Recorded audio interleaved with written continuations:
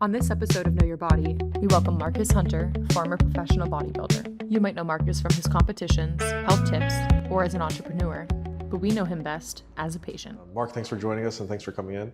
You're a bodybuilder. We'd love to kind of talk through how you got there, what got you into bodybuilding and what are some learnings from your bodybuilding career? Yeah, absolutely. I got into bodybuilding because I was essentially like the runt of my my class and my whole life. I was like 5'9", 140 pounds when I graduated high school. Obviously, I thought just getting into the gym would make me super jacked and then be able to get, on the starting spot on the basketball team, whatever else. It does not work that way. I realized that it's a lot more that goes into it.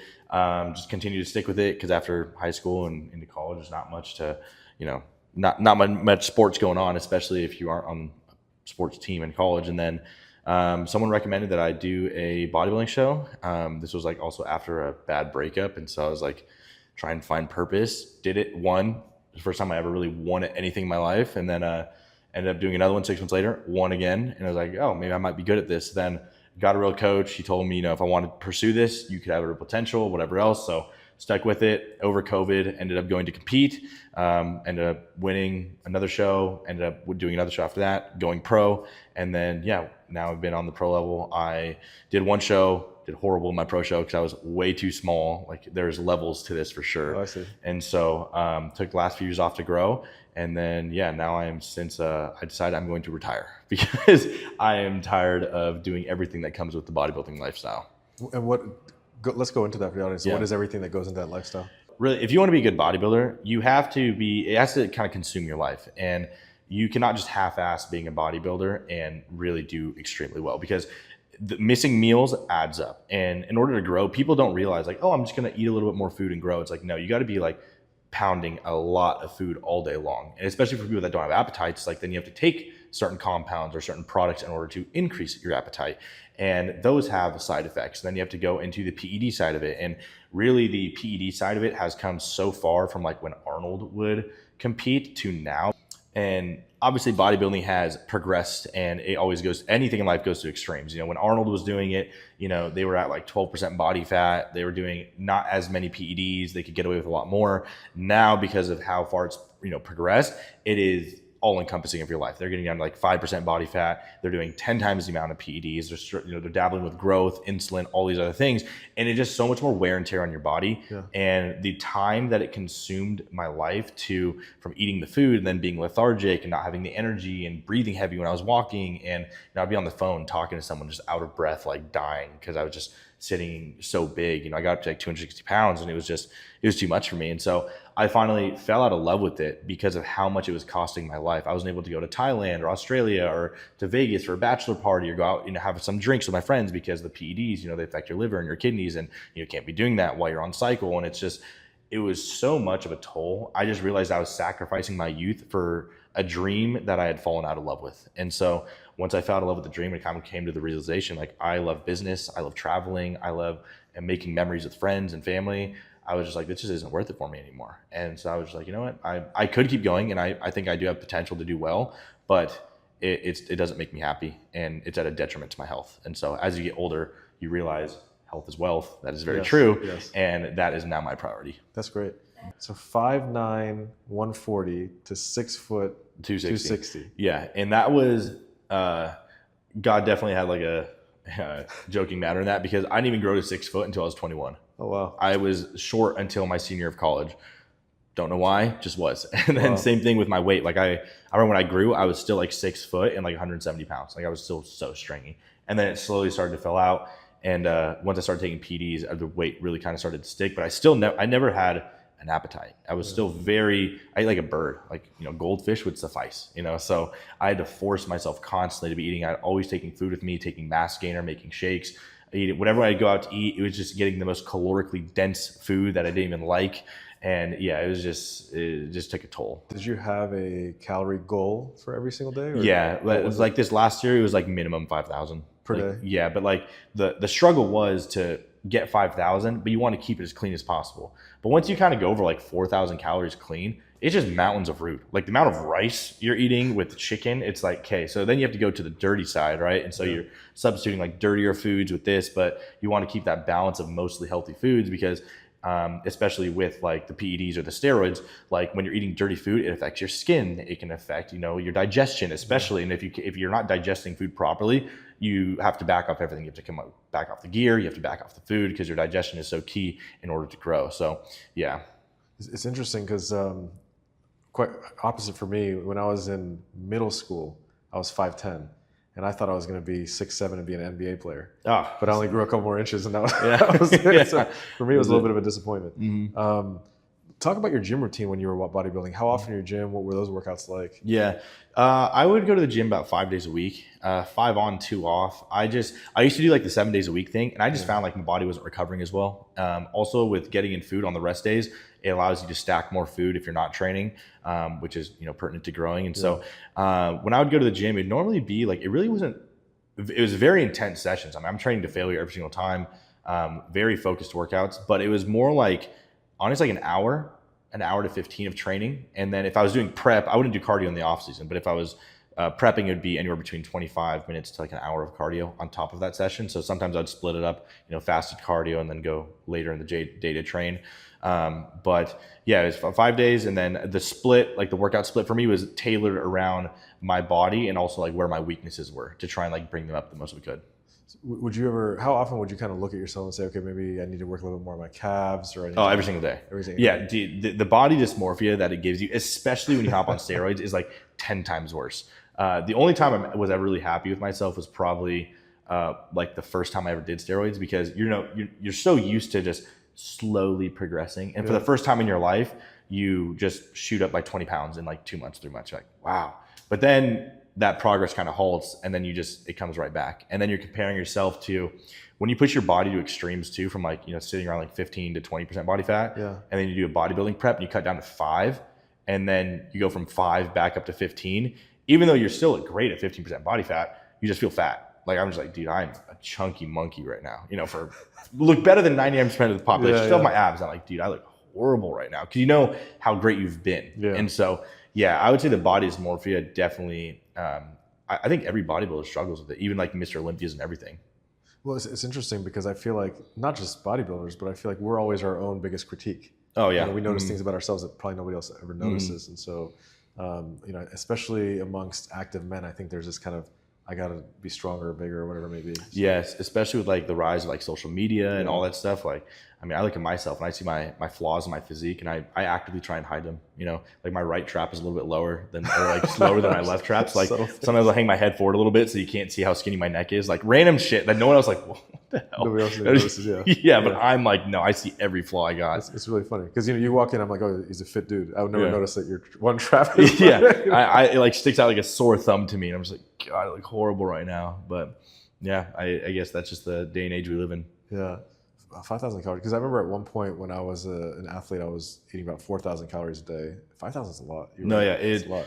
It's how lethargic I was. It was taking up so much time out of my day. Like that was one of the biggest things too. And now since stopping that, I am so much more productive. Like with the time from eating and sleeping every day, I have like an extra 4 to 5 hours a day that I can contribute to working and growing my businesses. It's been like amazing. I've been so happy, and I'm in such a better mental headspace because I'm progressing so much more in life since retiring. I had a super successful career. I made it to be a pro, and then I kind of was like, I'm done. But yeah. How long were you a pro before you decided to retire? I was a pro for 3 years, 4 years. I mean, essentially you kind of keep it for life, like the pro status. Right. But I only did one pro show, my pro debut, and then I was going to compete a whole bunch this year. And then I was like, you know what? I think I'd rather travel, make money, and be happy than just pursue a bodybuilding career, and also do things that are super detrimental mentally, emotionally, physically. Like when I prep, it's your whole life. Like and whoever you're in a relationship with goes through that as well, because you can't go out to eat, so they don't want to go out to eat, and they don't want to eat like ice cream or coffee or anything else in front of you because they feel bad about it, and then you're moody and you're always hangry, and then you snap at them for little things, and then your relationship struggles, and I don't have energy to work, and so I'm making less money. Like it's so unhealthy. It's so unhealthy. Like it's kind of hypocritical for me to say that because I did it and it provided me with the life I have, but at the same time, it is very unhealthy. Yeah. So, but you have that insight, which is great. Yeah, I do. And so you said now you focus on business. Tell me what you're doing now. What do you do? So my business is all like social media related, and I would say that's honestly, and I tell people all this all the time, it's really the only time bodybuilding is beneficial if you can monetize off it, because bodybuilders are essentially broke. Like they really are. You don't get paid. You win a show and you get like $1,000. It's like, wow, that was enough for my 2 weeks worth of food. You know, that was my gym membership. What does that do for me? Nothing, you know? So they're essentially both. But if you can monetize it through social media with sponsorships or coaching or whatever else, then you can make quite a bit of money. And I remember when I started my social media, I never wanted to be based off just my physique, or I never wanted to be based off something I did in the world. I wanted to be based off like my opinion or my knowledge or my insight. And so I did talking videos. And so now my opinion's off PEDs or peptides or blood work or whatever it is. That's how I make my money. So now through social media, I have a coaching company. I coach a lot of clients, and then I have a scaling company. I help people scale their social media. I'm starting a peptide company, and then I'm hopefully starting like a clinic soon. Like I'm just dabbling in a whole bunch of different businesses through kind of fitness and social media. What do you see yourself doing the next few years, or what will define success for you? Yeah. Oh, define success. That's so tough, because I feel like success is such a subjective, question for people. But I really just want to get to the point where I'm free to travel and set my own schedule. And I never have to worry about financially about affording anything I want. So whatever level that is, whether that's $1 million a year or 750, because my lifestyle isn't like super bougie. Like I have a nice car, but that's about it. I don't wear designer clothes. Well, this is designer right here. This is designer right there. This is peak right here. This is S tier t-shirt. That's why I'm keeping it. I'm taking it with me. That's right. It's yours to keep. But yeah, I would say, hey, being healthy, being able to have a family that's healthy as well, and being able to provide for them and spend time with them. Yeah, and that's setting my own schedule, being able to take them on trips, travel. If we want to get Chipotle, I want to be like, oh, you can't this week. You gotta take it easy. Like, no, we're just going to get Chipotle. So I think because that is fulfilling. I think having a family, being able to provide for them and protect them would be fulfilling, as long as everyone's healthy. That would be the dream. That's great. Mm-hmm. Where have you traveled to that you like best? I really liked El Salvador. I went to El Salvador, and that was the first time that people there were just so hospitable, and they were so sweet and so nice. Like I love Mexico too, just it's Mexico, right? Like it's hard to not like Mexico, but El Salvador was super, super cool. I think I liked that place honestly best. What made you go there? I went on a mission trip for my church when I was in high school, and it was honestly more of a little vacation than it was a mission trip. We went down there to see the orphanage. We went down to see the orphanage that our church gave money to. And we kind of just hung out with the kids and spent time with them. And so, but yeah, it was just a good experience to see, especially as a young age when you're super blessed to grow up in San Diego your whole life and have everything paid for, to see how other people are living in their walks of life and how blessed you really are. So that was a great trip. That's great. Where would you want to go next if you could travel anywhere? I want to go to Asia so bad. I want to go to Australia. I want to go to Asia, like Thailand, Vietnam. I really want to go to Vietnam. And I want to go to like Brazil. I really like the Latin cultures. My family's like Mexican, and so they all speak Spanish. And so I just like their food, the people, that culture. But Asia's been on my bucket list. Also Europe, honestly. I don't know. I feel like you have to go to Europe once, but I don't see the world. I just want to see the world, Like I want to go everywhere. Listing all the different continents. Just all 7 continents, no big, And Antarctica, I've heard is. I've heard some of our patients have been to Antarctica, and they've showed me pictures. It's incredible. Like they walk around with the penguins. Oh, that's awesome. But the thing is, it's very expensive. Because I asked, this looks great, and they tell me how much it costs to get there. I'm like, okay, not happening for anytime soon. Yeah, because it's like a whole like adventure ordeal to get there. You got to go to South America, South America, and then you got to take the boat to the helicopter, and it's a lot of steps and a lot of money. But it seems really cool. Definitely something I want to do at some point in my life. Yeah, that's cool. Yeah, because I feel like it's something that'd be exciting. You just don't get to see that stuff on a normal. No, day to day. It's like living National Geographic. Yeah, exactly. Exactly. Cool. What kind of advice do you give to folks that are training or bodybuilding, or even people? A lot of people kind of come out and they want to get big or they want to get strong. What kind of advice do you give them? Honestly, I just feel like you have to go into it knowing that you will never be big enough. Like you, in your own eyes, right? Like you will just never. Because you can always be better, and so if you can always be better, like it's good to strive to be better, but if you can never accept yourself and be happy with the progress you've made, it really kind of puts you in like kind of pigeonhole yourself, And I think that especially with this, it's just like a niche of being hypercritical and comparing yourself to other people. And you have to realize, like, unless you're competitive bodybuilding, you don't need to compare yourself to other people. Like you can be happy with the progress that you've made, and your progress and your success might not look different than someone else's. Yeah. And I think that the comparison They always say like comparison is the thief of joy.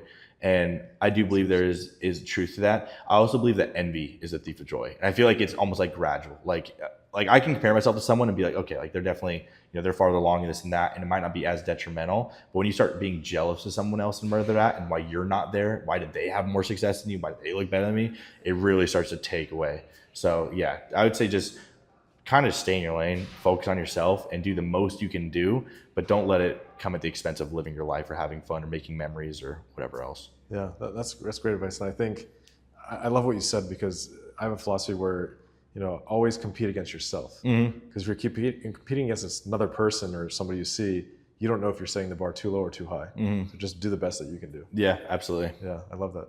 What made you come in and get a CoreViva scan? So since I decided to retire, and I didn't get a retirement party or anything like that, but since I decided to retire, I was actually coming out to San Diego to do some blood work and some other things. I wanted to make sure I'm healthy after stopping not only bodybuilding, but like all the steroids and everything like that. Yeah. I wanted to focus more on my health and making sure I'm good to go. Transitioning out of that period. And so I was actually coming out here to do blood work and do some exams through my primary physician. And this is essentially like the flip side of the coin of everything I talk about. Like all my social media, I talk about like blood work, making sure, and how important it is to making sure you're getting it done, because it provides a screenshot or a snapshot of what's going on internally. And based off of those markers, you can make sure that you're healthy in the long term. And if there is an issue, then do something like this. This is like going in depth and doing a deep dive into my body and the toll that the PEDs and bodybuilding and all the food and whatever else has taken over the years. I was actually trying to get to this point. I was actually trying to get here through my physician. I was going to do the test so I can get referred to a primary. So that way, do the test so I can get referred to a specialist. So that way a specialist could refer me to get to do this. I was like, I will fly out there just for this right now. Like it just worked out, and the experience was surpassed my expectations. It really was very cool to do this. I would highly recommend this, especially for like bodybuilders, because obviously we know what PEDs and all the dangers and the risks that people run with that. Yep. This is very insightful and very helpful. What did you find the most insightful about the scan when we went over it? There was a lot that I found insightful. I think the biggest thing that I loved is that I had some anxiety going into this, because obviously I had seen some health issues start to pop up in myself, and I was getting worried about like, this could be something long-term. I need to get this fixed now. And I was worried about if I went to my primary and did it, that was going to take 6 months, 7 months, 8 months. It could get worse. Coming here, my favorite thing was that we did the exam, or I did the MRI, and then immediately I was able to get some snacks. And then we went into, and you just ran me through the whole thing. I think the most insightful thing was that you went from head to toe, line by line, from my brain to my joints to all my internal organs, especially my liver, kidney, and prostate. As a man, like in doing steroids, those are like the main hard-hitting issues, which I had some anxiety over. But I love that I was able to get the results right after. Like that was because I had the anxiety. It kind of put me at ease and at rest, and it honestly made my mood way better for the rest of my trip, because I was worried about a couple things. Yeah. And it's good to have that healthy anxiety, but I think that healthy anxiety drives us to get more data about ourselves and make sure we stay ahead of things. But I'm glad that it was a good, healthy anxiety at the end. Yeah, exactly. I'm glad we came out on the right side of it. Peace of mind. Yeah. Well, thanks for joining us. It's been a pleasure having you. And if there's one advice you have for folks out there, what would it be? Oh, dude. Well, first off, thank you for having me. It's been awesome. Also, hopefully this isn't too. I'll say this. I saw a clip the other day, and it was a billionaire that died at 43, and the immediate line, which is a little bit tacky and corny, but the immediate thing was like, health is wealth. Yeah. That dude had $43 billion, but he didn't get to use it. He didn't get to see his kids. He didn't get to see his grandkids, like nothing. Yeah. And so when it comes down to finances or, all these other trivial, meaningless, less meaningful things of life, and it comes, especially money, when it comes down to money, it's like, okay, you really do need to take care of your health, because if you don't have that, you really have nothing. If you don't have your health, you can't go do anything, you can't make memories. And so take care of your health. That is the number one thing. And doing things like your blood work or doing things like this are the best way to stay on top of it. Yeah, I agree 100%. There was a guest we had here sitting in your chair a little while ago, and he said, when you're healthy, you have 10,000 wishes, but when you're sick, you only have one wish. Yeah. And you really don't want to get to that one wish. Yeah. You want to stay ahead of it. Yeah, you just really don't want to get to that one wish. You want to keep those 10,000 wishes. Yeah, thank you so much. Thanks for having me.